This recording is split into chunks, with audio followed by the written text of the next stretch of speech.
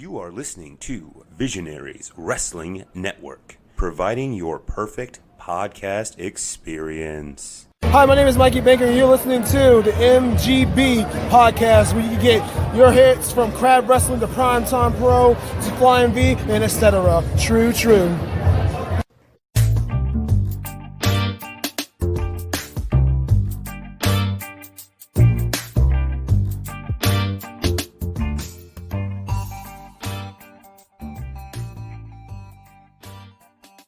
Okay, I'm Mason. This is the MGB review of Primetime Pro Wrestling's third event, Embassy Row, from wasn't Sunday. It was Saturday.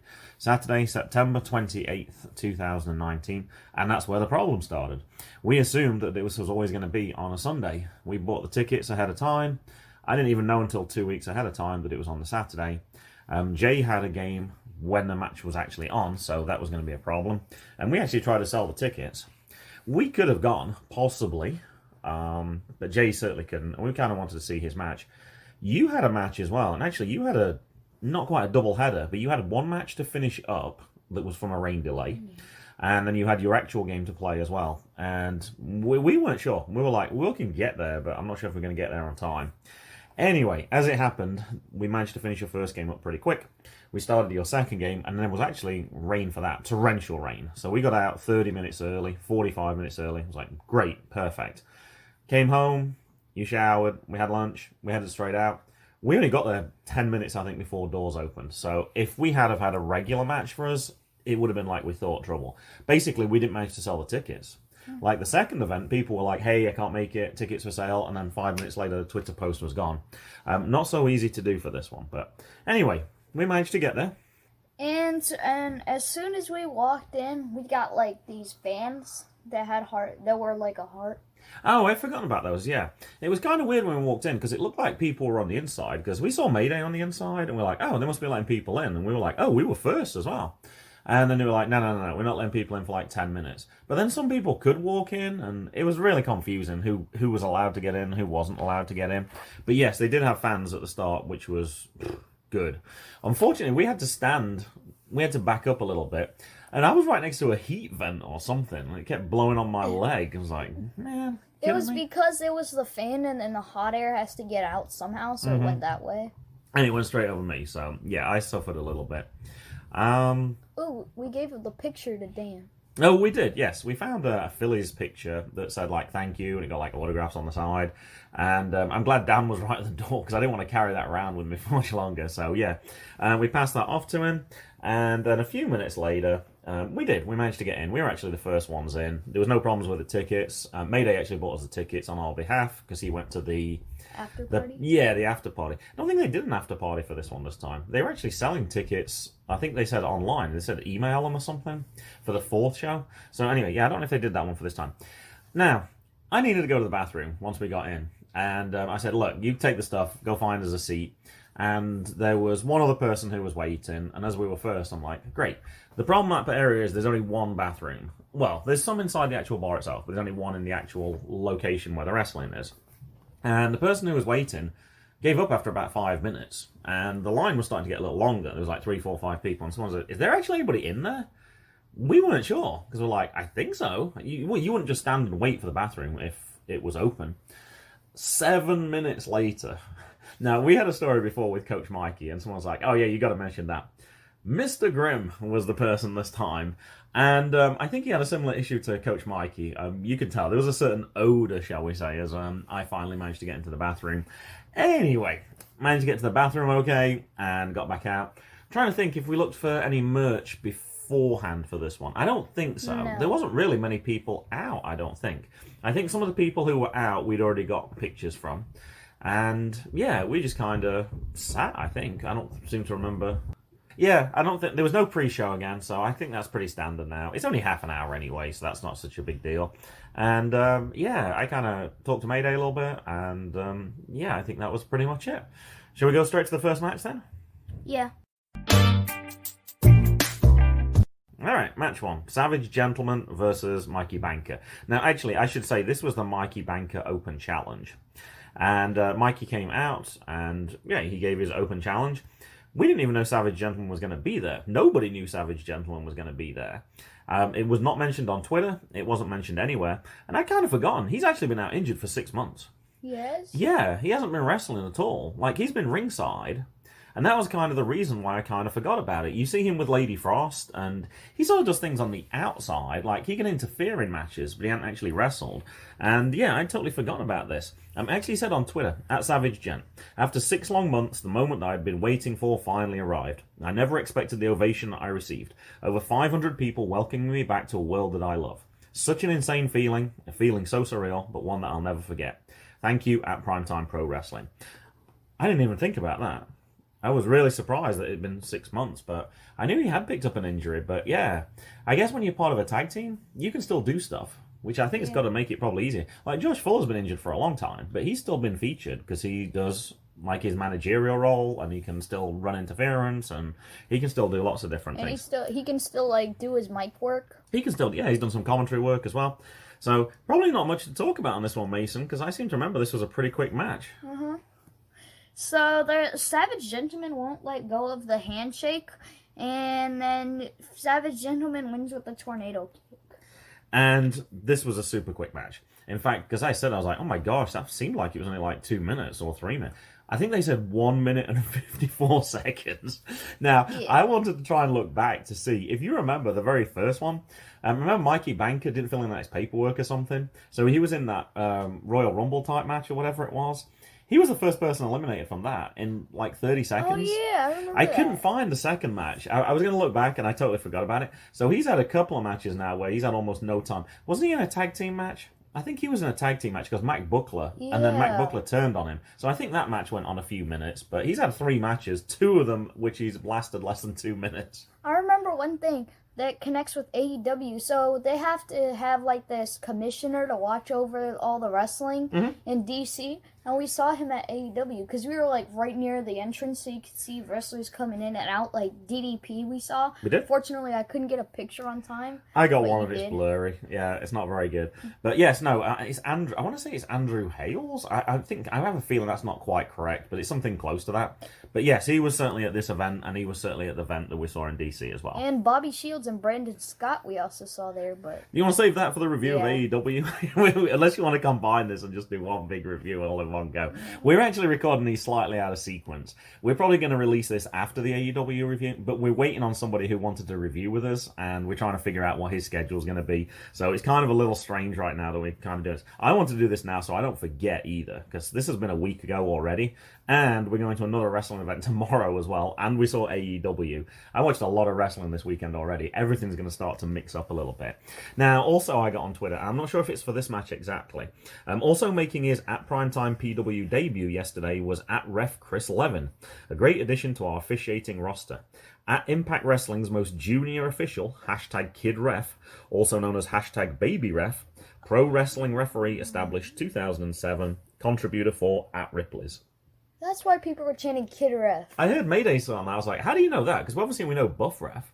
And then he kind of looked familiar, but I couldn't remember why he was familiar. And it wasn't until afterwards that, I came back and when I was looking on Twitter, I was like, oh, of course. That's why. I think that's a pretty big signing. Yeah. And it looks like he's going to be returning as well. I know he put in some thank you later. I don't think I actually wrote it down at all. But yeah, it looks like he's going to be possibly, if not the next event, possibly the event after that. So I thought that was kind of a cool thing for that one too. Now, from this point onwards, Mason, everything is you. I didn't take a single note for this one. I took a few notes when I came back. I looked quickly on Twitter. I don't have any of the matches or anything. So we're going to see how good your note taking was. And you better tell us who was in match 2. I actually know, but... Lady Frost versus Ashley America versus... I wrote it down wrong, but I wrote it down later. And you crossed it out. Savanna and I was like, Stones versus Davienne. You did. And this was supposed to actually be a triple threat match, and then they changed it because Lady Frost put herself into the match. So she was already in the ring, so I think that Savage Gentleman stayed on the outside, and then the other 3 people came in. Now, I got to say, this one, I was particularly excited. Davienne, I'd seen on Beyond Wrestling, on Uncharted Territory, several times. She'd been teaming with Skylar as well. Really impressed with her. So she was one person who I hadn't seen anywhere else before. I don't really seen her name mentioned. You know, like sometimes I'll say, hey, there's an event like in Maryland and such is appearing. I hadn't seen her name appear anywhere in this area at all. So I thought this one was kind of a cool one to go see. And Savanna Stone I recognized, but I can't remember where. I'm wondering if it was one of those like Making Towns classics or something like that. I definitely recognize the name. I've definitely seen her before, but I couldn't really remember where. All right, what do you got for this match? Do you remember her from WWE? I do not. No. I know we got a picture from her at the intermission, and it's got the who was it with? Was Nia it not? Jax. Yeah, Nia Jax. And no, I don't particularly remember that match, but that's probably because we hadn't seen her before. If we'd seen her before and we see her on WWE, we'd definitely recognize her because we've had a few of those where we're like, oh look, it's such and such. Yeah. But yes, no, the other way around. No, I didn't recognize her when she was on WWE, and I don't know how long ago that was either. So I left my notepad on the floor with my AEW notes, and Jesse's taking bites out of it. You've been trying to prod her with a pen though as well, so The she pen's thinks all it's the way a over game. here. You've been bugging her. She thinks it's a game now. I talked about this on the last podcast. You keep annoying her. Why don't you talk about the match and then she won't eat your notes? So Ashley, America, and Savanna Stones work together, and Lady Frost, she does a moonsault and covers everybody, and then everybody kicks out, and then Savanna Stones wins with A pin. a custody. With a what? A custody? A custody, I guess. A custody. I It don't was like know a what legal that thing. is. I don't know. Okay. All right. That moment that you talked about, I can't remember who captured that picture on Facebook, but they have Lady Frost mid-air. They got the three people laid down below, and you can see the reactions of the fans on the far side of the ring, and they're like, it's absolutely brilliant. It's very impressive. Actually, I forgot. Savage Gentleman put a video out as well showing, we didn't talk about this actually. When they called for the open challenge, remember Lolo was kind of like gesturing like, what's going on? There was a long pause before something happened. They didn't come through the curtain. They actually walked through the main entrance. There was like a big delay. We actually got to, I got to see some of that. Savage Gentleman put out a video, and it shows you like somebody knocking on his door or something, and it shows you them walking through the... So something obviously went wrong with the time in there somewhere. But yeah, Savage Gentleman put out a video. Lady Frost, there was pictures of her for this one. So there was a lot of stuff on social media relating to those two people for this. But yeah, a really cool moment. And yeah, the photographer, absolutely perfect. I don't think it was Jay Lee, because I think I would have remembered if it was them. So Savanna Stones won with a crossbody. Oh, a crossbody. That makes more sense than the custody. Yeah. Now, you keep saying Stones. Is it Stones? I thought it was just Stone. Yeah, Stones. Stone. You keep saying Stones. It's Stones, right? It's Stones. Can I look at your notes? Because when you wrote down the first name, I was killing myself with laughter. And I was like, is that Isabeth? I think that says Isabeth Stone. No, it didn't. Yeah, yes, it does. No, it didn't. Isabeth Stones. I was like, close. And then before you let me do it, you just crossed it out. Isabella. Okay. That's pretty close to Savanna, right? I didn't hear it because the mic was bad. Uh-huh. And I didn't know her name before, so... Okay. It was a good try. I shouldn't have said anything, because I could have just let you introduce the match as Isabeth Stone, and then I could have just cracked up. But I'm going to learn my lesson for next time. And the match with winning this actually, and we forgot to say why this match was happening. This was to face the current women's champions, which is who, Mason? Thanks, Dad. I was about to say Nia Jax. It's not Nyla Rose either. It's, Aryela Nix. Aryela Nix. And that match would happen later in the event as well. I was stuttering because there was no primetime champion. So it was like the Smart... Oh, she wasn't the primetime. It was another organisation, and I can't remember. Smart or some... I know it wasn't Smart. I was going to say Shine. Yeah, Shine. Is it Shine? I think. I know that's definitely an organisation. I'm not sure if it was that one. Yes, no, you're right, actually. I'd forgotten about that. Because the Primetime Championship is open for men or women, actually. Because they announced that on the previous event. All right, do you want to take us into match 3, then? Match 3, Bobby Orlando Jr. with the Cowboy shirt versus Billy Dixon. All right, so you got the spoiler straight away. So he comes into the ring, and he's obviously a heel again. You can tell that straight away. He's prancing around with his goat character, and then he takes off his whatever it was, his jacket or whatever, and underneath he's got a Cowboys jersey. I'm trying to remember who it was. 88, Des Bryant. And of course, with Redskins fans, they're all booing straight away. Similar to like when Molly McCoy was wearing her Philadelphia Flyers stuff, all the Capitals fans were booing for that. It's a good way of getting instant heat, but I thought that was pretty funny that he did that. I think he took it off in the end, right? Or did they rip it off him? Billy Dixon, he ripped it off and then did two people's elbows to him. Okay. All right, go ahead. Talk. I don't remember seeing Billy Dixon before. Do you recognize him? Yeah. Oh, you did? From Infinite Pro. Oh, is that where it was? Yeah. Oh, okay. That was the one who I think his apron fell off. Oh, his name sounded familiar, but when I saw his face, I didn't recognize it. Oh, okay. Well, perhaps I should have remembered it much better than that then. All right, go ahead. Tell us about the match. So, Billy Pila drivers the goat 2 times and then clotheslines him, and then the elbow drops to the cowboy shirt, and then Buff Ref he gets low blowed. No, actually, I think that he gets his eyes and, like, he gets the poke in the eyes. He did. Didn't somebody duck or something? Yeah, and then, like, Bobby Orlando Jr. tried to pin the ref. And then the ref, Buff Ref, he got, I thought Bobby what Orlando happened was, Jr. he pinned the actual guy, but Buff Ref couldn't see to begin with. I thought that was part of it. And then later, I thought there was another poke in the eye, and then that person inadvertently tried to pin Buff Ref instead. Unless I'm mixing this up. Okay, pins Buff Ref for 2, and then Buff Ref pins Bobby Orlando for 3. Correct. And then somebody yelled out, because Buff Ref couldn't see what was going on. So, yeah, he didn't know what... Yeah, everything was kind Somebody yelled, I think it was Mayday, said he wanted a Buff Ref undefeated shirt. And then... Billy kicks out of the RKO, and then Billy wins with the dive off the top rope. He's a big guy. Yeah. That's a big guy to jump off that top rope like that. Because I think at the time it was like, oh no, he's not. And then, he didn't back out of it. There's some big guys that do that, like Willie Mack as well. We've seen him climb up to the top, and it's like, whoa. Samoa Joe. Yeah, it's always surprising when you see the big guys. I like Roman Reigns when he dives. He does a suicide dive. Mm-hmm.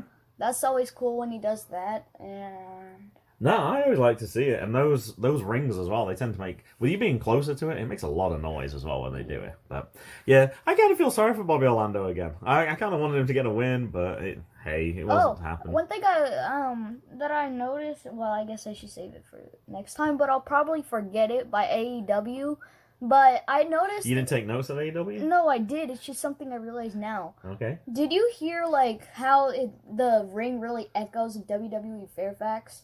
And stuff like that. Did you hear that in AEW? I heard it sometimes. Oh, I didn't think it. I'm wondering if it's like a sound effect, because there was other times when they dropped and there was nothing, and it's like, did they just miss it? I think it might be sound effects in AEW, but it's definitely a mic under the ring for WWE. Yeah, because there's ones before when sometimes things have happened and you've heard it, and then next time it's not happened, and you're like, what? That doesn't make any sense.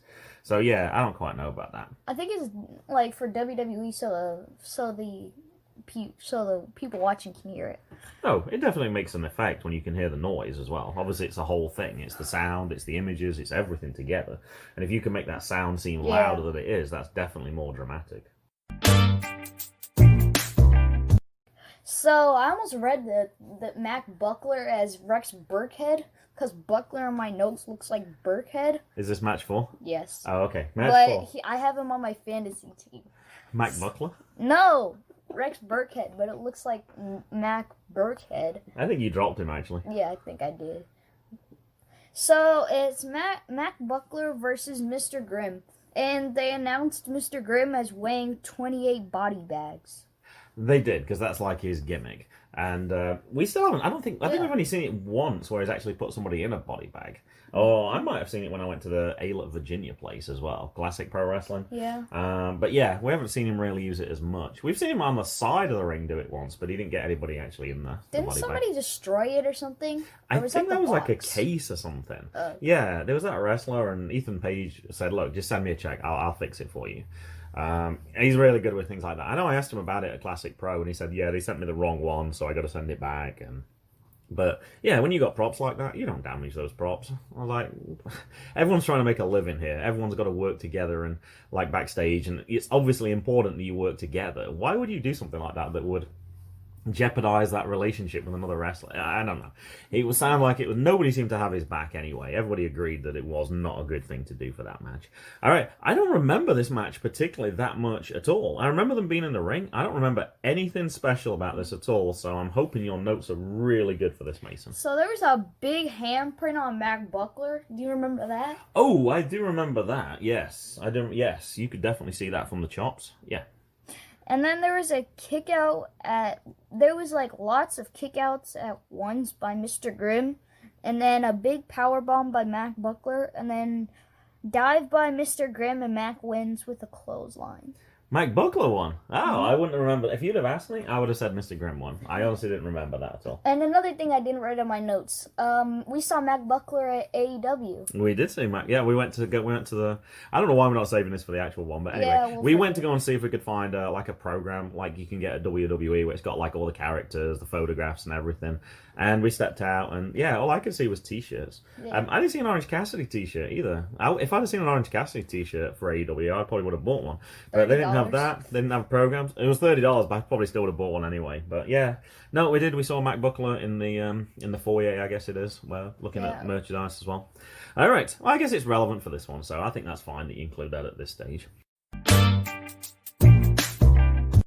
All right, match 5 then, I guess. Oh, no, are we at intermission yet? No. No, okay, match 5. Jaden Newman and O'Shea Edwards versus Breaux, Keller, and Donst. So one of the things that we did want to know about this one was it going to be safety first? Because it was like, should we take the helmet? Should we take the safety hat? Should we take the vest? All that stuff. I had a feeling it probably wasn't going to be, because otherwise they would have advertised it probably as safety first Tim Donst. And as soon as he came out, it was obvious that it wasn't. And this stems from actually one of the matches. I think it was the second event. I think it was O'Shea versus Breaux, and or was it versus Jade? I'm sorry, versus Jaden. I think O'Shea interfered, and he said he was going to bring in Tim Donst to help him. So, Breaux, he goes into a DDT position, and then he runs on the ropes, and then does a DDT. I can't remember what that's called. And then he kicks O'Shea's face while running too. And then there's so much stuff going on, I just couldn't write it down. There was a lot, yeah, and I'm going to say it was one of those where there was just so much going on that I'm trying to remember. There was definitely spots though near us. I remember they came to the outside, that was for sure. Oh. The one I remember more than anything was it looked like Tim was going to do a suicide dive to the outside. He didn't. He stopped.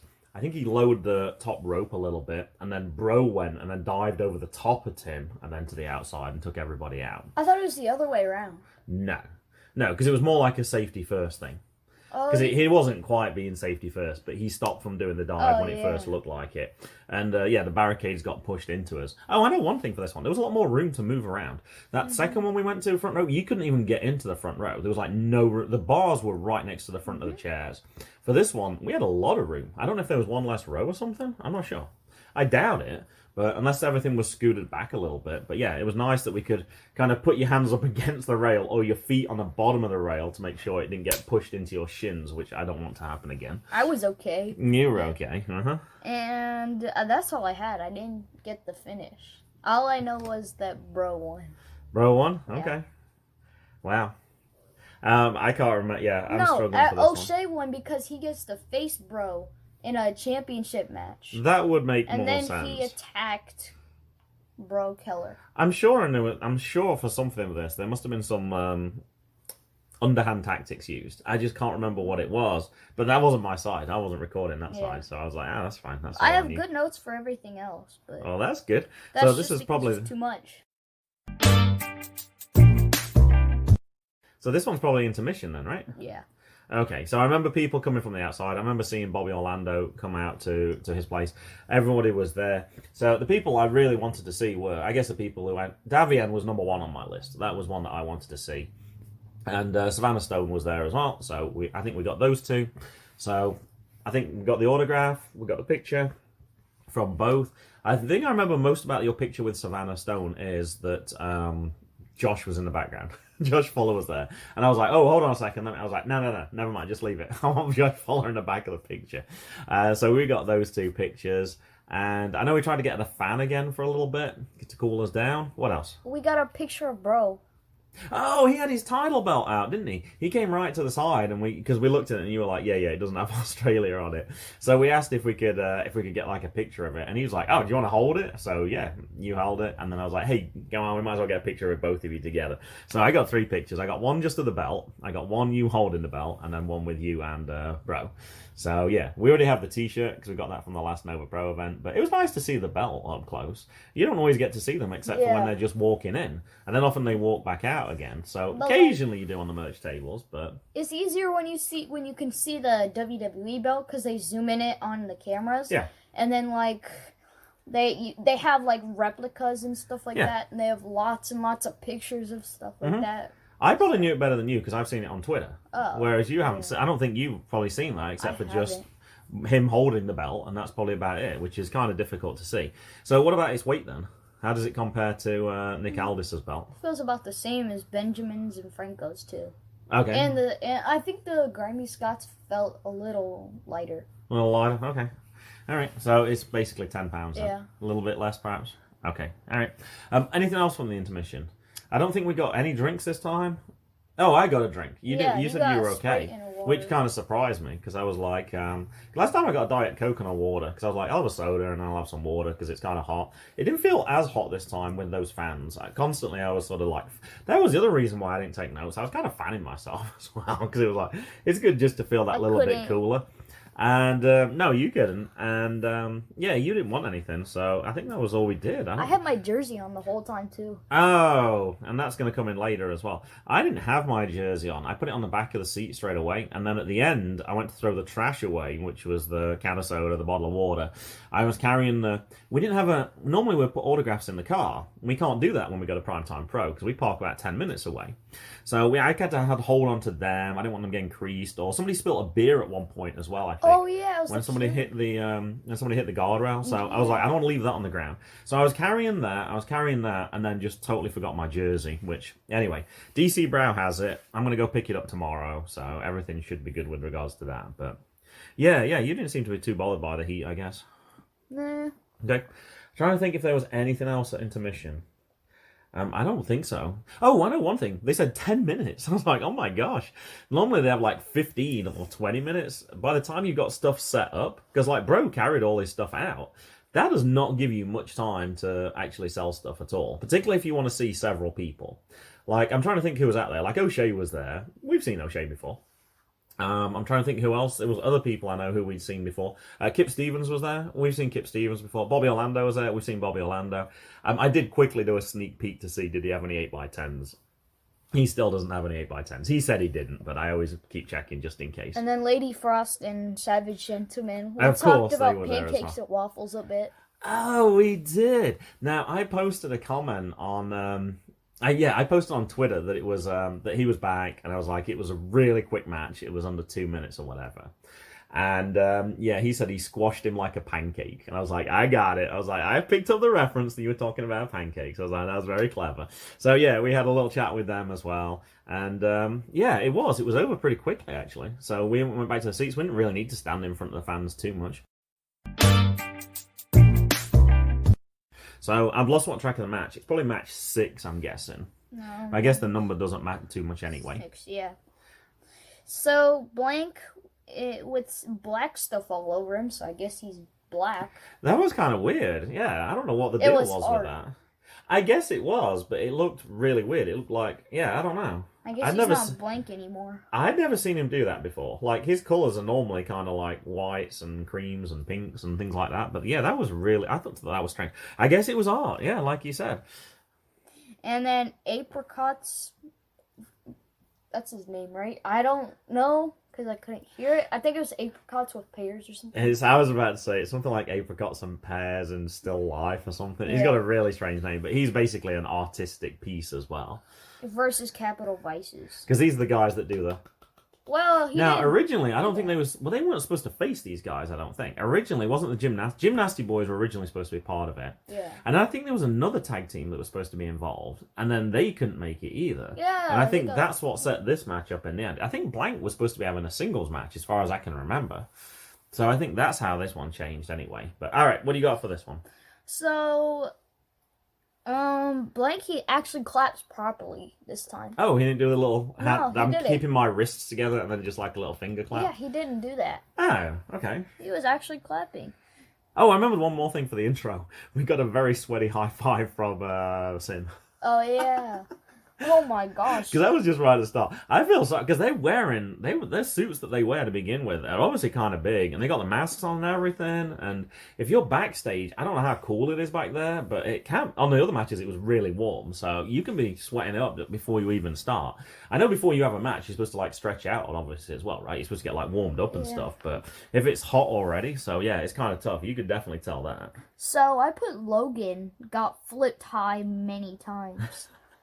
And then I put, I think that was one of the running jokes afterwards, because we saw Logan on it. I was like, oh, look, Logan's here. I wonder if he's wrestling today. Well, obviously, we knew it was Blank. And then Blanky did the suck it to, he did, like, the DX to Sin, and then Sin got really, really mad and then started punching Blank. And then the flippy thing got caught through it, and then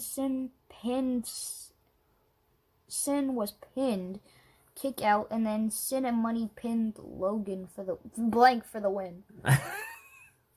It is confusing when there's different characters. And actually, last event, I seem to remember he appeared as Logan first, and then he appeared as Blank later. Yeah. He actually appeared as both characters together. So yeah, he just had a single match this time. But yeah, I don't think I remember as much about this one. I remember the match previous one to this better. Remember when Money Green like climbed up the wall? That one was more memorable than this one particularly. Yeah, I remember there was different points where people were doing like the little clap thing as well, because they were appreciating the art side of it. But yeah, nothing too memorable for me for this one. Yeah. All right, match 7. Except the black stuff all over. Yeah, that was the stuff that stood out, because it was kind of strange. It wasn't explained or anything, but I guess it was just the art side of it. Yep.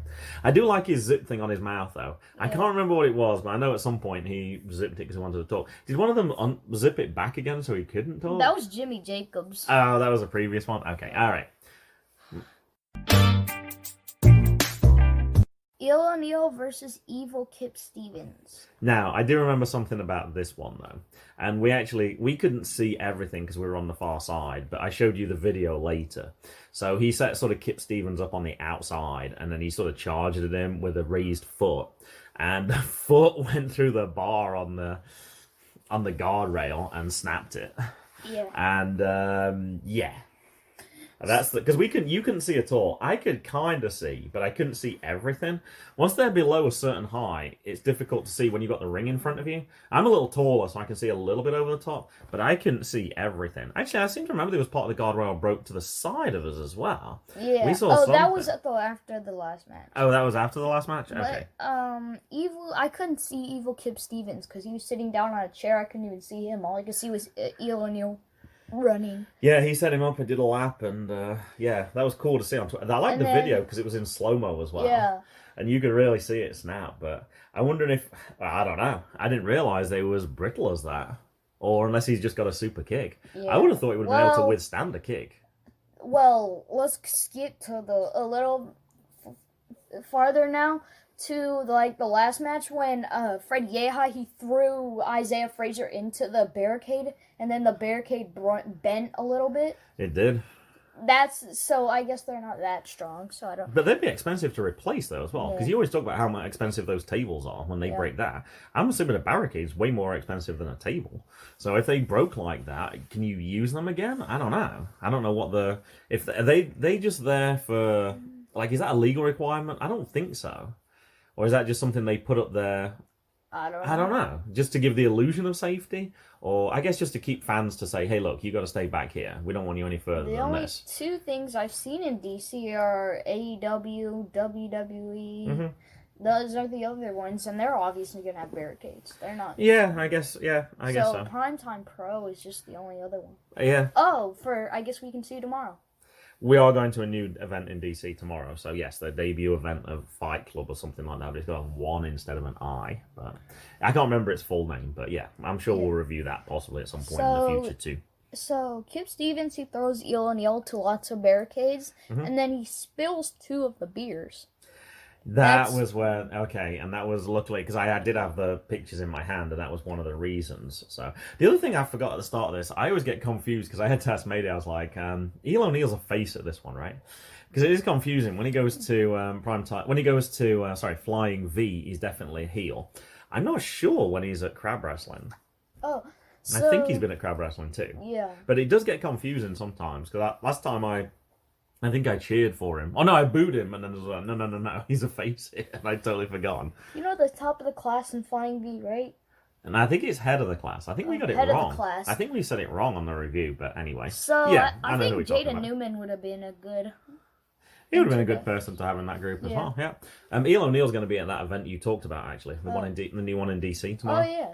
So we'll see him again. We'll have to wait before we start either cheering or booing to see which side of the coin he's going to be this time, I guess. Is this their first ever one? Yes, this is their first one, so I guess nobody will know. Oh. Actually, I'm thinking he's a face at EWA as well. So 2 faces, 1 heel, so I'm going to guess heel tomorrow. That's my prediction ahead of time. I think it's gonna be a face. All right, we'll find out. Because I think that they're closer to EWA. Okay. And Primetime. Mm-hmm. So the people around there will know him as a face. That makes sense. So he'll be a face. But Flying V and Primetime are even closer, and he's the opposite for those two. So I don't know. I still think he needs to use heel O'Neal more though. Mm-hmm. No, all right, okay, all right. I just think he's gonna be a face. All right, tell us about the rest of this match then. So Eel wins when Kip he hits him with the chair. Well, Kip hits Eel with the chair, and then Blank comes out and helps Eel. No, Jordan Blade comes out and helps Eel. I was gonna say I do not remember that at all. I put Blade. But it looks like black, and I deciphered it to blank. Now, I did see, and I didn't write the quote down on Twitter, Jordan Blade, and I think actually Mr. Gator commented on it first. The pop that Jordan Blade got when she came out was amazing. That was as big a pop as I think I've heard in Primetime Pro Wrestling. Now, we've seen Jackson and I saw her at Classic Pro Wrestling recently, because she's the champion there. Obviously, she's very popular. She was very popular at Nova Pro as well. But the reaction to her coming out and saving Neal O'Neal was fantastic. It was really good. It was definitely, she was lapping all that stuff up. It was great. She thoroughly deserved it. I loved it. I thought that was great. Yeah, when you threw blank in there, I was like, I do not remember that at all. It made sense because they're both heels. Mm-hmm. Now, I'm guessing this leads into the last match. So I'm thinking before... Oh, they've got 2 more matches? Yep. Oh, okay. I was going to say, is this when Lolo comes out? So I guess that's a little bit later then. Okay. So it's Aryela Nix versus Savanna Stones. Of course. Well, I'm saying it's Savanna Stone, but sure. So this was for whatever that championship is, Shine or something like that. Okay. So we already knew both of these people. The one thing we didn't say about Savanna Stone is I think she's from that same area that Warhorse is from. I know they mentioned St. Louis. I think she'd wrestled in St. Louis Anarchy. I think I'd heard them mention as well. So that was one thing we didn't say about her. So Savanna does a 619 and a missile drop kick, and then Aryela Nix wins with a drop kick. I was surprised she won, actually. Yeah. I honestly thought Savanna was going to win. Well, I don't think you can, it would be kind of weird to change a title in a different promotion from a different promotion. It would be, but you don't have to have that match in the first place. They could have just had a singles match. They could have just had Aryela Nix versus Savanna Stone. I think it gets more hype when it's a title match. I guess so. You can wear the belt and whatever. You could also aim for a non-title match, though. She can still wear the belt and walk out, and then just say it's a non-title match. But yeah, I don't know. I honestly thought Savanna Stone was going to win. But why would you have the other match though, and then the winner? Well, you wouldn't have correct. You wouldn't have had that set up, but you could have just had that as a separate match. You could have just had as a 3-way match. You could have had Lady Frost. I'm trying to remember the other 3. Ashley America and Davienne as a match. That would still have been a good match. And then you could have had Aryela Nix versus Savannah Stone. That would still have been fine. Or they could do it the correct way and have Lady Frost face Aryela Nix. You could have done that as well. That's kind of one of the things. I'd love to sort of pick the brain of Mr. Gator or whoever puts that card together. I'm not sure what role I don't know if Lolo decides those matches as well. I think she does the booking, but I'm not sure if she decides like the outcomes of the matches.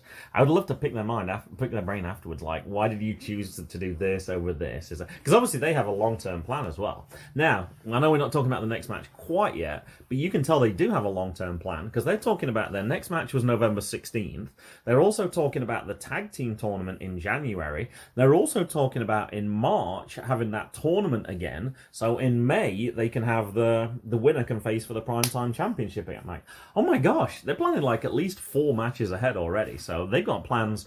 This happened in September, and they already had plans up until May as well. So they obviously have a long-term plan for this. And the fact that they've sold out their first 3 events leads me to think, obviously, this is an organisation that's going to continue as well. There's no reason to suggest that it's not going to. Didn't the prices double since the first event? They definitely went up. Yeah, on this one, it went up $10 more. It was originally $25 for front row. This one was $35, and we didn't know that when we bought the tickets, and we're like, ugh, that's a little bit much. But like, say Tim Donst are going to be there. That'll be kind of cool.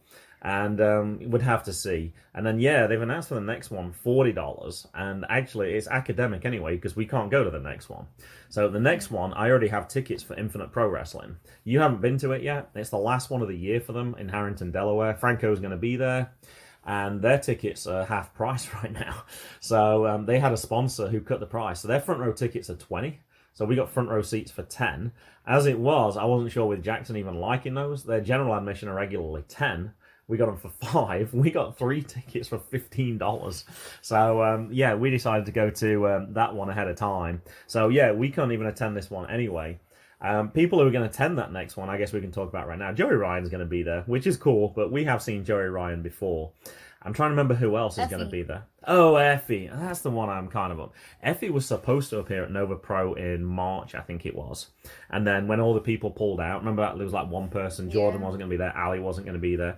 I'm trying to think, Terry Calloway wasn't going to be there, and everyone pulled out. Effie was one of the people that pulled out as well. Josh Briggs.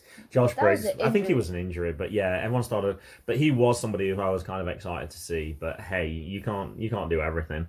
So if I remember correct, I think it's Faye Jackson versus Joey Ryan. I think that's the match that they set up, if I remember correctly. So we can't see that. Now, actually, that booking got a little bit more interesting as well, Mason. I didn't pick up on this. There was a lot going on. This was the week with wrestling where it was the premiere of Raw. It was also Impact, I believe, on Tuesdays. It was AEW on Wednesday and NXT as well. Thursday was Uncharted Territory. Friday was the new SmackDown. There was a lot going on this week. And that doesn't even include all the indie stuff as well. They announced after SmackDown Friday, there's going to be another event in DC on the same day as Primetime Pro. So Primetime Pros is going to be on Saturday again. It starts, I think, at 3:30. So it probably goes, I think this finished about 6:30. It was nearly a 3-hour show. It certainly wasn't, we've talked about those tight 2 hours. You definitely got good value for this one. It was certainly closer to 3 hours than it was for 2 hours. The event in DC starts at 7:30. It's billed as, I only saw the highlight, WWE versus WWE Live.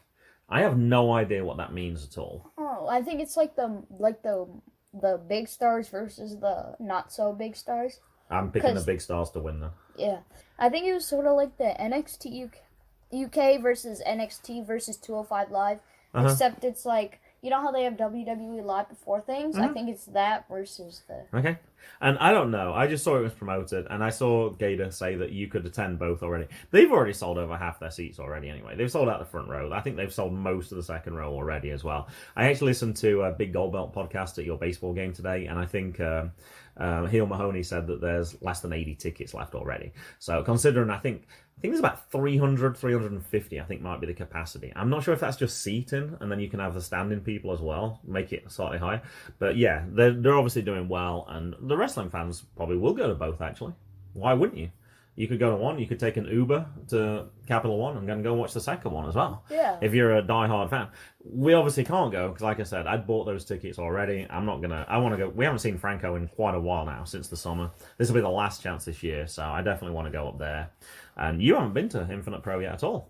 I know Yeah. Jay loves it. I've been twice now because I went by myself when you guys were up in the. Actually, I guess I have. You guys were up in Ohio, and I went for that one event, and it's great. I love that venue. It's really intimate. It's very close. You can get close to the action. You can get to meet all the stars. Yeah, I think it's really cool.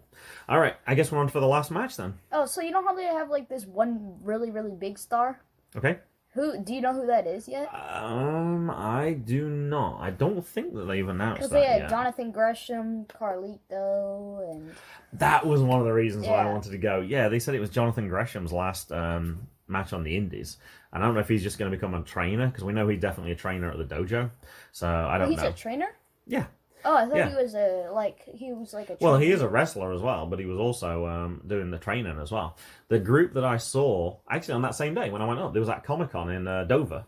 And I saw the people from... Oh, gosh, yeah. I never remember what it's called, the Future of Honor, whatever the up and coming people are, like the NXT of Ring of Honor. They were there and they said, "Oh yeah, Jonathan Gresham was one of their trainers." They obviously have lots of trainers. All right, we just paused the video for a second. Yeah, they haven't listed anybody for that one yet, mainly because they probably still have an event coming up in October, which is going to be in North Carolina. They've got people listed for that one, but yeah, no, we don't know for that one, but I don't care anyway. Yeah. We kind of got spoiled. That one I went to first with Jackson. There was Chris Masters there. There was Jimmy Hart. And it was like really cool. And even for that last one, I knew Jonathan Gresham was going to be there. There was also somebody who was in the Cruiserweight Classic who I didn't really remember, but he was really good as well. They normally bring in wrestlers who are good to watch and entertaining, so I don't mind even if they don't list anybody.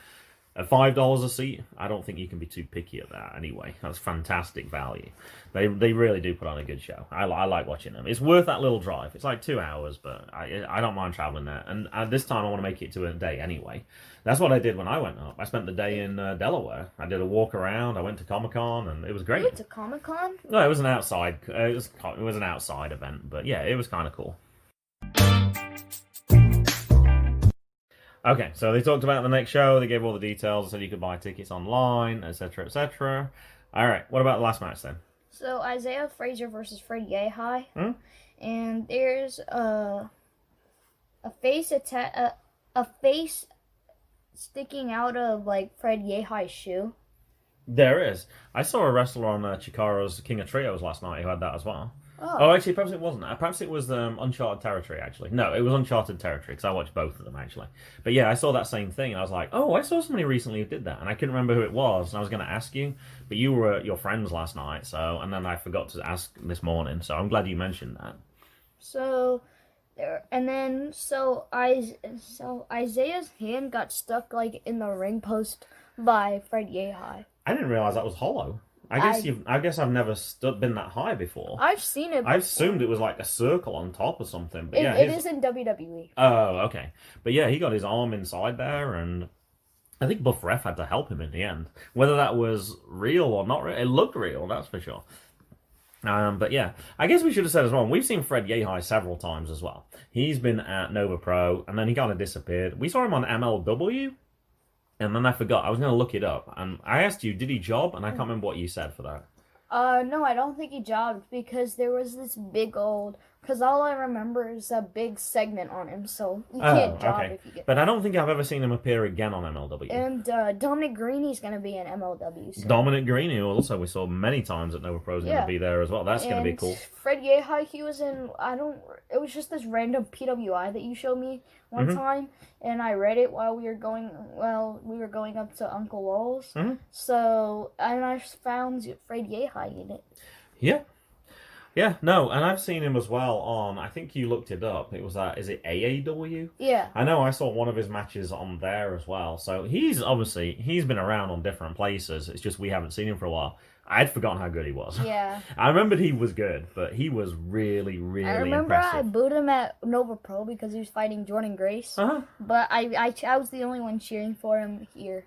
I think you were. Obviously, Isaiah's a huge face at that organization, and obviously he's going to be the Isaiah.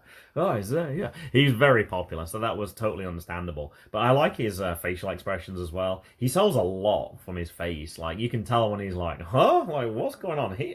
I really like Fred Yehi. I'm hoping that he might be somebody that would return as well, but he's definitely been missed since Nova Pro, that's for sure. So, Fred Yehi, he kicks Isaiah's dingo. And then we nearly had an episode without you saying that. That's kind of unusual when we do our indie events in this area. And then there's a no count. And then Fred Yehi, he gives a middle finger to the ref, to Buff Ref. And then Buff Ref, he does it back. And then Fred Yehi, his ear is bleeding. Oh, yeah. I forgot about that as And then Isaiah Frazier wins with a drop kick. And then Fred Yehi, he just grabs the chair. But he like puts it down and then extends the hand for the handshake, and then he pulls his hand away at the last second and gives Isaiah the middle finger. It was my thought actually while I was watching this. Not that Jackson was going to come anyway. I was like, I'm kind of glad Jackson's not here for this. There was one other match when there was some language. I'm not sure if it was the O'Shea match. I think it was, but there was a few things on this that were. I'm okay with you being there for those ones, but I wouldn't be happy with super young. I don't think I saw anybody that young at these matches anyway. I don't think. But yeah, for like a 5-year-old, that'd be way too much. Although that one time that he did see O'Shea give a middle finger at crab wrestling, I think he still talks about that. I think he spots that instantly every time. But we can use it as a teaching point as well. Look, like, hey, he's a heel. Okay, he's been naughty. You're not supposed to do that. So we can kind of still use it. But yeah, it's not something I want him to be seen on a regular basis. I think he saw Stone Cold do it. Probably. Unfortunately, yeah, that is a Stone. I remember him coming to watch one of the WrestleManias with me, and I was like, oh gosh. I was like, Stone Cold, please behave yourself. Well, he was wrestling at the point, so I'm like, he's not probably going to do it in the middle of a match. Yeah. He tends to do it at the start when he climbs up on the ring post and he goes to the fans. But he does it backwards for some reason. He sticks it at himself. Yeah, so I think we got away with that.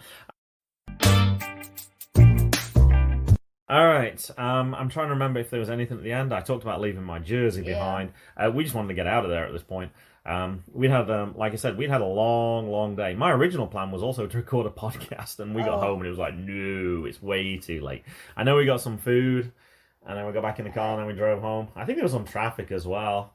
Because there was some work on I-3 on 395, so that slowed us down a bit too. At 7-Eleven, didn't you say it was like $1.79 for one slice and $2 for two? Oh, you asked me because you went to because you forgot to get your soda. So I was like, go get your big gulp. And I said one slice because I said, do you want 2 slices? And you're like, no, I only want 1 slice. And 1 slice was $1.75, and she's like, it's 2. Well, she said it's 2 for 2.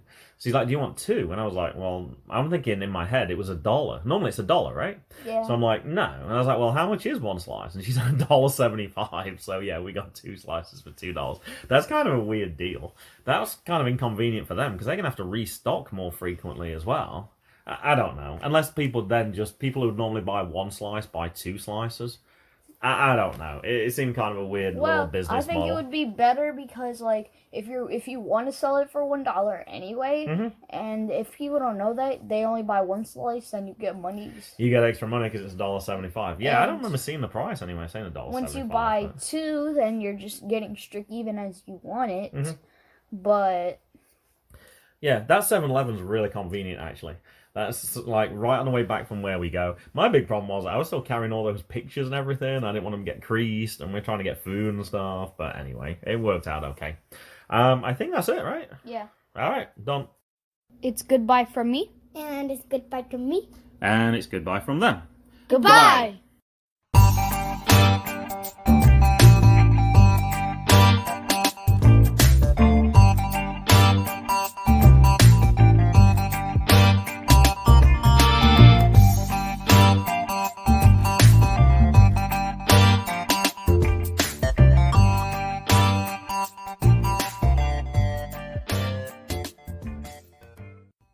The music was Zigzag by Kevin MacLeod at incompetech.com. Licensed under Creative Commons by Attribution 3.0. http://creativecommons.org/licenses/by/3.0/ You are listening